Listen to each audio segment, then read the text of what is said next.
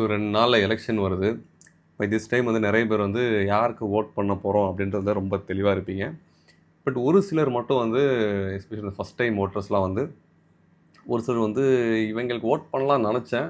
ஆனால் என்னென்ன பிரச்சனை இருக்குது, ஆனால் சரி வேறு பார்ட்டிக்கு ஓட் பண்ணலாம், அவங்கள்ட்டே பிரச்சனை இருக்குதுன்னு சொல்லி ஒரு மாதிரி கன்ஃபியூஸ் ஸ்டேட்டில் இருந்தால் வந்து நான் அந்த இடத்துல இருந்தால் நான் எப்படி டிசைட் பண்ணுவேன் அப்படின்னு சொல்லிட்டு சொல்கிறேன்.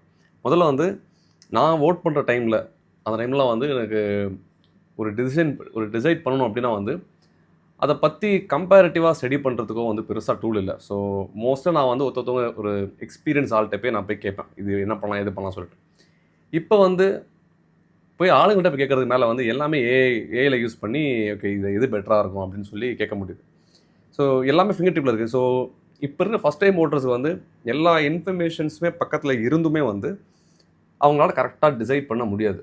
ஏன்னா வந்து நமக்கு ஒரு பயஸ் நம்ம யோசிக்கிற விதத்தில் ஒரு சில பிளைண்ட் ஸ்பாட் இருக்கும்.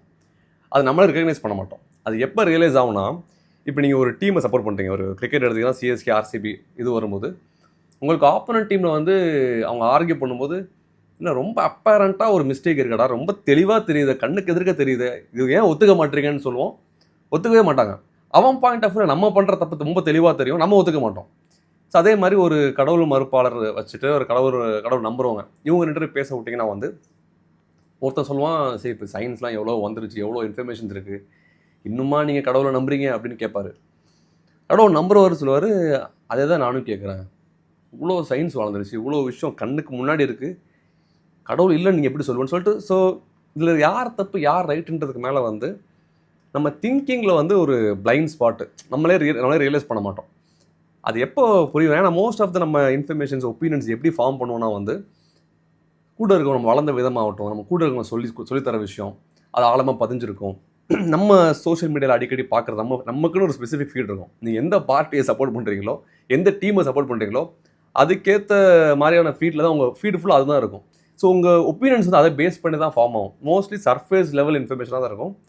தனியாக உட்காந்து நான் வந்து பயங்கர ரிசர்ச் பண்ணி சுயமாக யோசித்து வந்து இங்கே நிறைய பேர் வந்து முடிவு பண்ணுறது இல்லை. எல்லாரையும் சொல்லலாம். பட் மோஸ்ட் ஆஃப் த ஆளுங்க வந்து அவங்க ஒப்பீனியன்ஸ் வந்து இந்த மாதிரி விஷயங்களில் அவங்க சர்ஃபேஸ் லெவலில் பார்க்குறத பேஸ் பண்ணி தான் ஒப்பீனியன் ஃபார்ம் ஆகும். ஸோ இந்த வாட்டி ஓட் பண்ணுறதுக்கு முன்னாடி நான் வந்து என்ன நினச்சேன்னா, யோசித்து ஓட் பண்ணுங்கள்.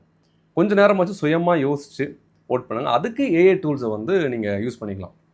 நீங்கள் வந்து பயாஸ் இல்லாமல் வந்து இந்த தரப்புக்கு இந்த தரப்புக்கு தான் அந்த தரப்புக்கு இல்லாமல் எந்த விதமான இது இல்லாமல் எனக்கு இது பண்ணு, எனக்கு ரிசல்ட்டு கொடு,